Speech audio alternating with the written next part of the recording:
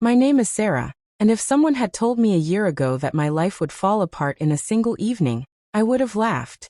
I used to believe cheating was something that happened to other people. Not to girls who loved deeply. Not to girls who trusted blindly. Not to girls like me. But life doesn't care what you believe. It hits you where it hurts the most. This is the story of how I caught my boyfriend cheating, and how that moment changed everything. My heart, my future, and the version of myself I thought I knew. I should have seen the signs. When I think back now, the signs were there. Not huge red flags, just small ones like quiet whispers I ignored because I loved him too much. His name was Alex. Charming, funny, ridiculously handsome in a boyish way. The kind of guy who made you feel like the only woman in the room. For 2 years, I believed he loved me just as fiercely. I believed wrong. It started about 3 months before everything exploded. He became different. Not colder. Not distant. Just careful. More protective about his phone. More vague about where he was. More busy than ever. I thought he was stressed from work. I thought he needed space. I thought he just needed time. But the truth? He was giving that time, my time, to someone else. The message that changed everything. It was a Thursday evening. I remember because I'd just finished making his favorite pasta, and I was waiting for him to come home. My phone buzzed. At first, I ignored it. Probably a promo message. Then it buzzed again. And again. When I checked, it wasn't promotions. It was a message from an unknown number. Unknown. You don't know me, but you should really check where your boyfriend is tonight. I froze. My first reaction wasn't anger. It was denial. No. Iwisparat. Not Alex. Someone must be lying. A prank. A mistake. But then the next message came. Unknown. He's with her again. Room 214. I thought you deserved to know. Room 214. A specific number. A hotel room. My hands started shaking. My throat went dry. Suddenly the food I'd made felt like a joke, a cruel, pathetic symbol of my trust. I typed back. Me. Who are you? The reply came instantly. Unknown. Someone who got hurt the same way. My blood ran cold. Someone else.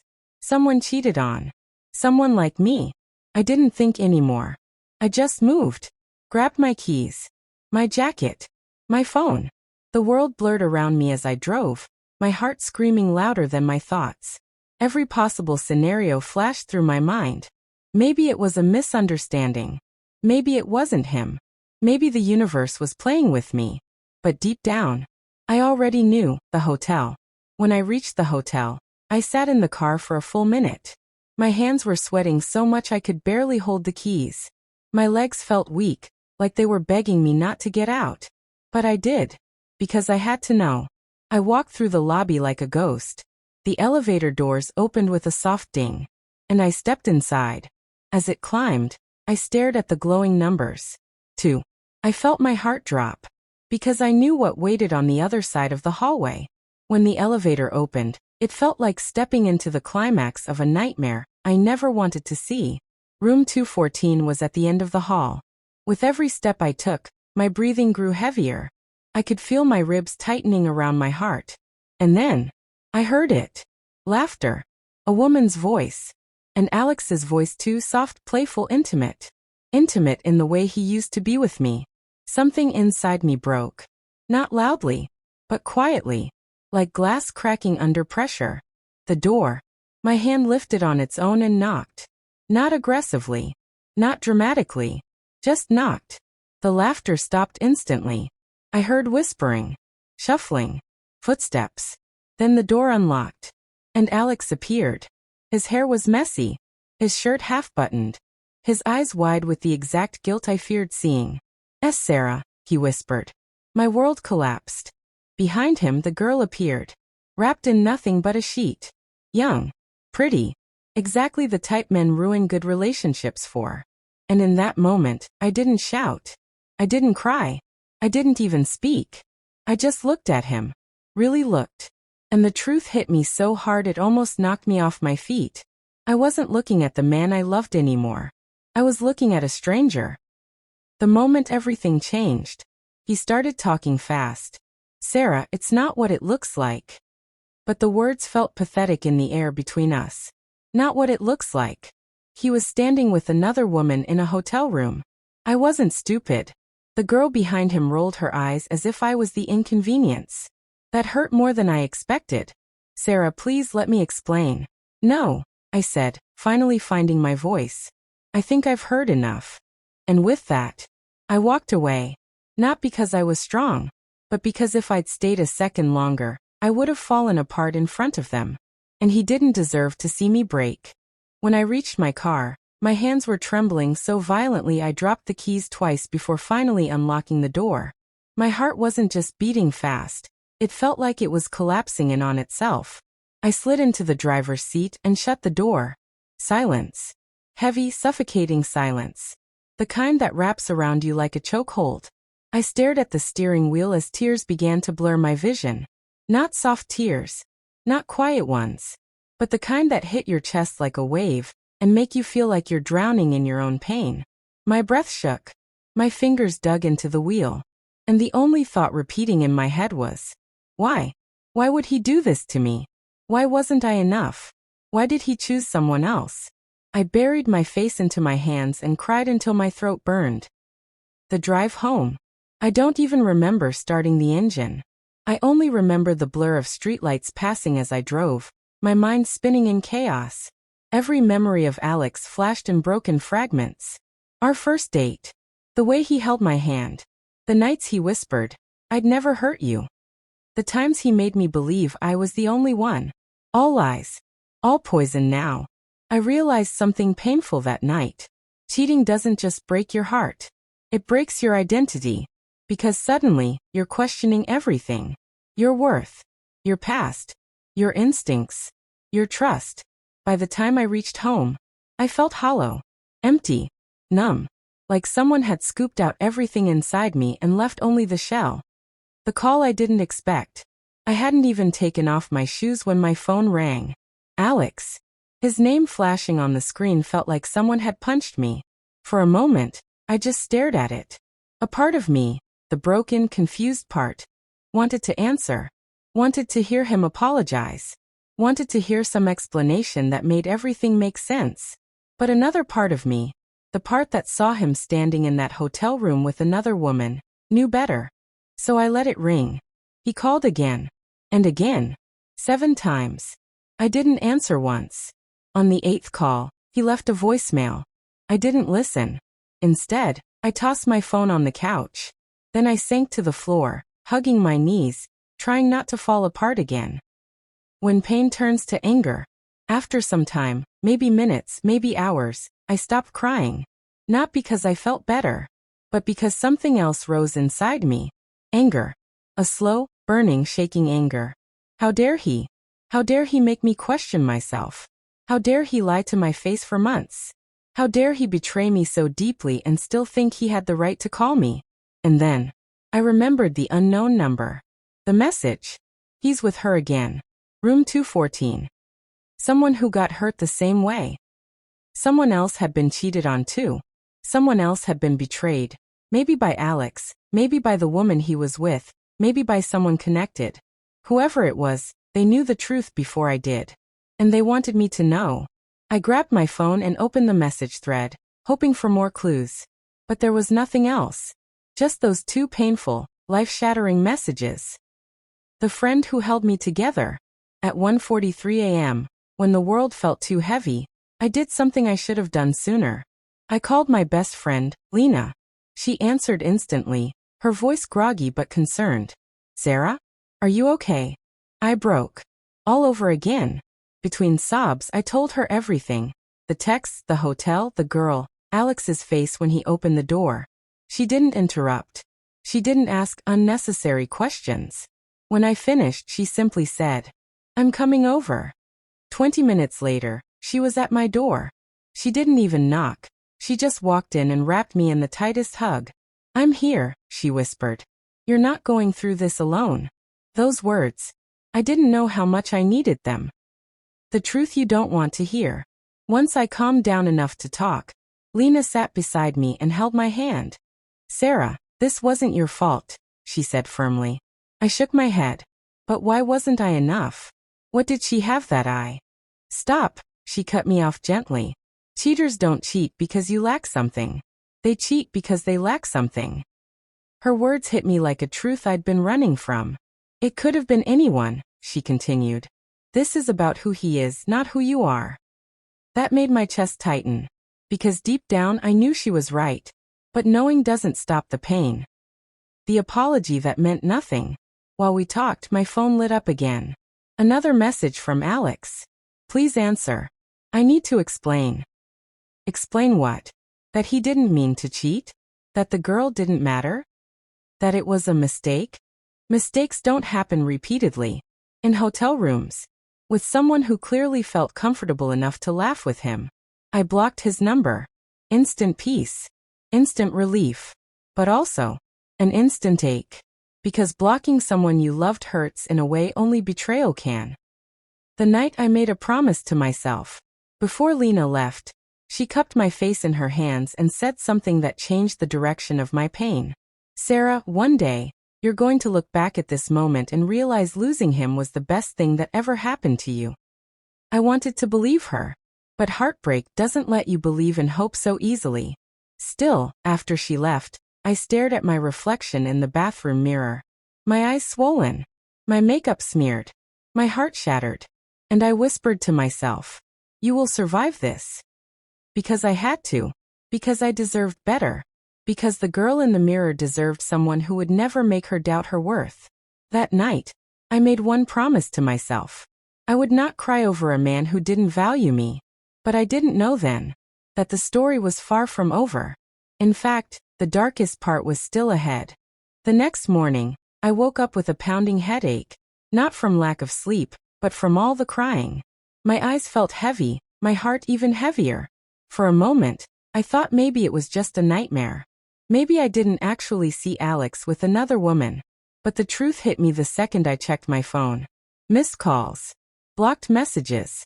Voicemails I refused to listen to. Reality wasn't going anywhere. Before I could fully gather myself, there was a knock at my door. A soft, hesitant knock. My first thought was Lena. Maybe she came to check on me again. But when I opened the door, it wasn't her. It was Alex. Holding flowers. And looking like he hadn't slept either. The confrontation I never wanted. I froze.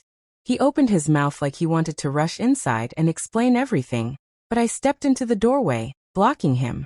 Sara, please, he whispered. Just listen. No, I said coldly. You lost the right to explain anything the moment you walked into that hotel room with her. He flinched, like the truth physically hurt him. I messed up, he said. You have to believe me, it wasn't. Don't say a mistake. I cut him off. You don't accidentally cheat on someone. You don't accidentally book a room. You don't accidentally kiss someone like that. His eyes dropped to the ground. Sara, I swear, I never meant to hurt you. My voice came out sharper than I intended. You didn't just hurt me, Alex. You broke me. For a moment, he had nothing to say. Nothing at all. Just silence and guilt. The excuse that made no sense. Then he said something that confused me. I didn't know how to tell you about her. My stomach tightened. What do you mean? Tell me what? He hesitated. She's someone I was helping. Helping? That word didn't sit right. I folded my arms. Helping her by sleeping with her? No, he protested. It wasn't like that. She needed support. She's been going through some things. I stared at him, confused and angry. So you supported her in a hotel bed? He ran his hands through his hair, looking frustrated. It wasn't supposed to happen like that. I scoffed. Did you plan it then? No. I swear, he insisted. Sara, please, if you would just talk to her. That shocked me. Talk to her? Are you insane? Why would I talk to the woman you cheated on me with? She cares about you knowing the truth, he said desperately. I laughed bitterly. Oh, so now the mistress is worried about my feelings? He tried to reach for my hand. I stepped back. No, Alex. I'm done. I shut the door. He didn't knock again. The message that changed everything. 2 hours later, after he left, I was sitting on the floor staring at nothing. Then my phone vibrated. A message from an unknown number. My heart dropped. For a moment, I expected something terrifying. But when I opened it, nothing made sense. Sara, please let me explain. I never wanted to hurt you. I didn't know Alex was still with you. Please meet me. There's something you need to know. The other woman. I froze. My breath caught in my throat. She didn't know Alex was still with me? How? How could she not know? He posted me everywhere. Instagram. Facebook. Our pictures and stories. Our dates, anniversaries. Even small moments. He never hid me. So why would she think he wasn't with me? Unless Alex lied to her too. My hands shook as I reread the messages.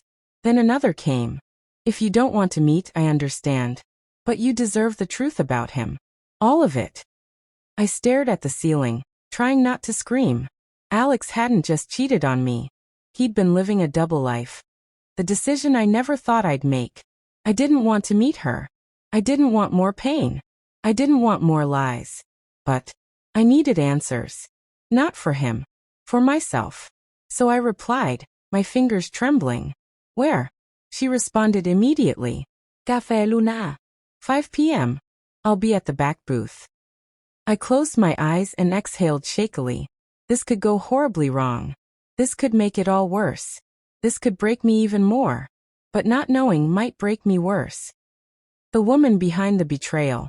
At exactly 5 p.m., I walked into the cafe. The smell of coffee and vanilla didn't comfort me at all. My nerves were too raw. At a corner booth sat a woman with long brown hair. Pretty. Soft features. Nervous expression.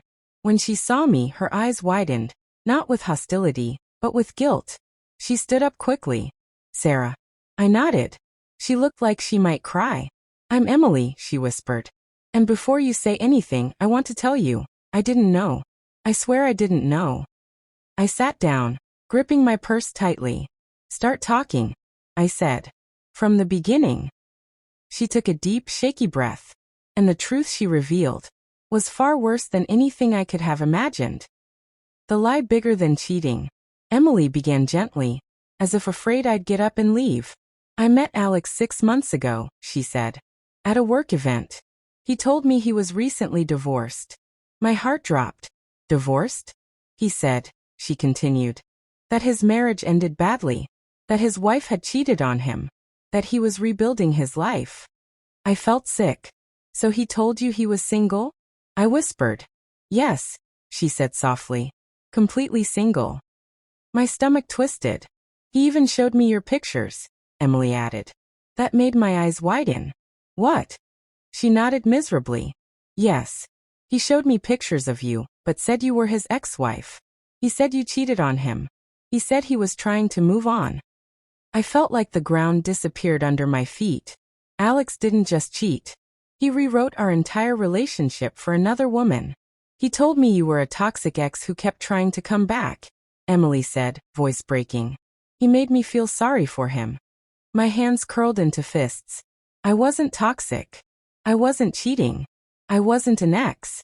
He lied. About everything. Then she said something that made my blood freeze. The reason I told you is because I didn't find out the truth until yesterday. My breath caught. What truth? Emily swallowed hard.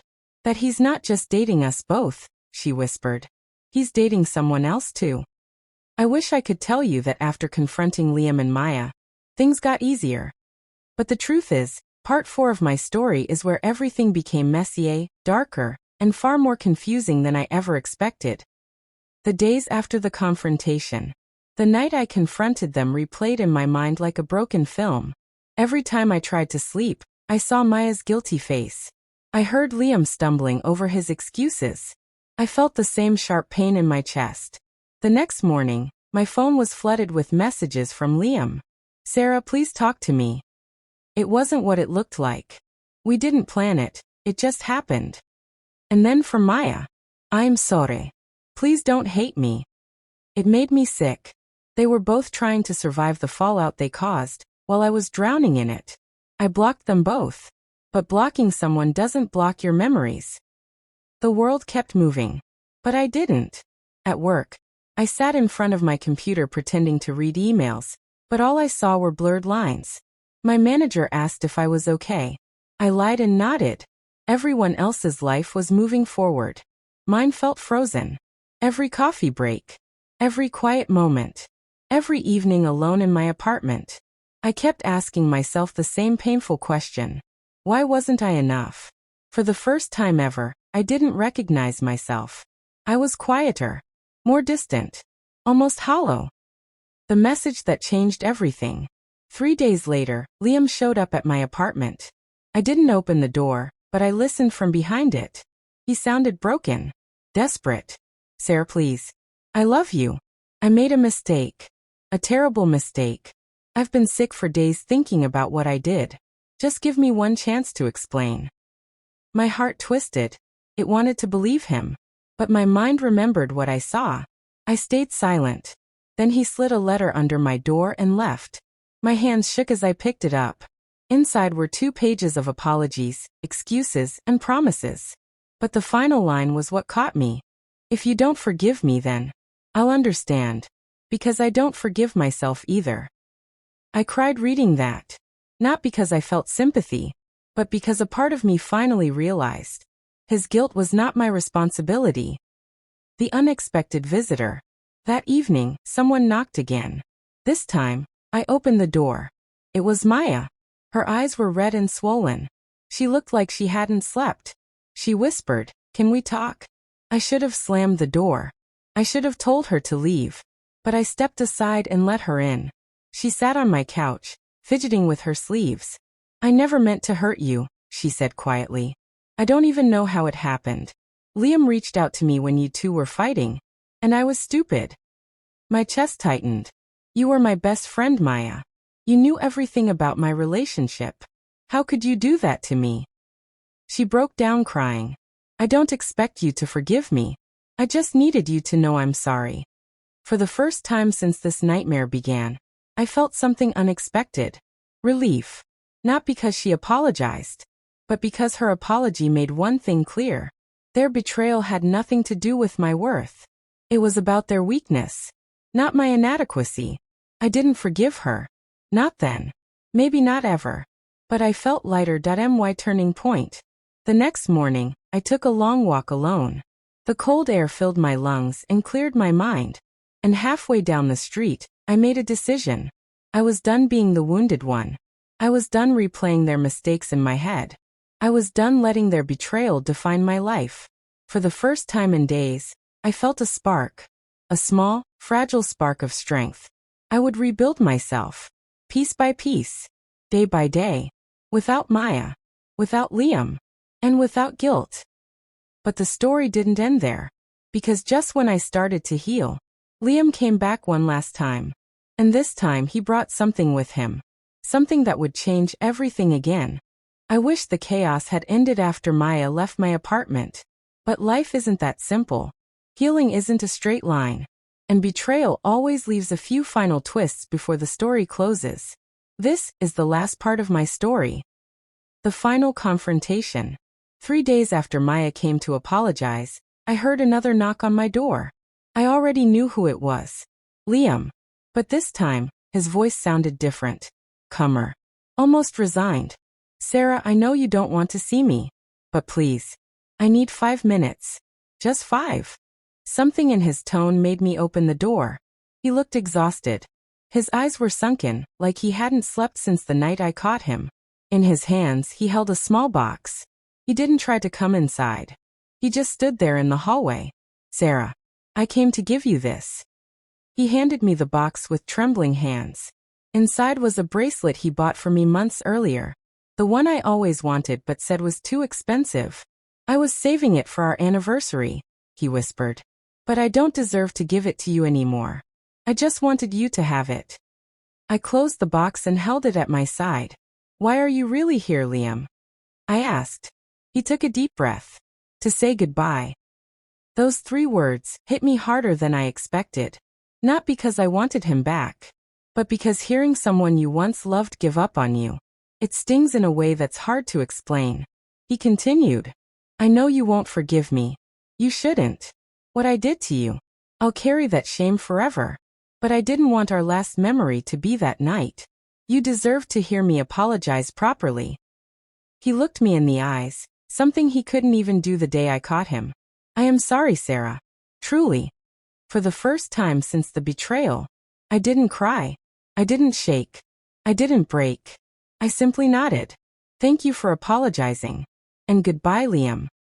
He nodded back, then walked away. And just like that, the chapter finally closed. The first breath of peace. After he left, I stood in the silence of my apartment. A strange calm washed over me. No more unanswered questions. No more emotional storms. No more wishing things were different. Just peace. And that's when I realized, closure doesn't always come from forgiveness. Sometimes it comes from finally letting go. That night, I made myself a cup of tea, wrapped myself in a blanket, and watched the city lights from my window. For the first time since everything happened, I felt free. Rebuilding myself. Healing didn't happen in one day. But I started small. I unfollowed toxic people. I took long walks. I journaled my thoughts. I treated myself gently. I spent more time with people who truly cared about me. And slowly, the girl who felt broken inside became the woman who found her strength again. I learned, love shouldn't break you. Loyalty shouldn't be begged for. And losing someone unfaithful isn't really a loss. My message to anyone listening. If you've ever been betrayed like I was, I want you to know something. You are not weak for hurting. You are not foolish for trusting. And you are not unworthy because someone betrayed you. Their actions are a reflection of them, not you. You deserve honesty. You deserve loyalty. You deserve someone who chooses you every single day, not someone who hides secrets in the dark. And if you're still healing, take your time. Your heart isn't broken. It's just bruised. And bruises fade. This was my story, Sara's story. If you connected with it, learned something from it, or felt even a little stronger, please make sure to like, share, and subscribe to the channel for more powerful stories. Your support means the world.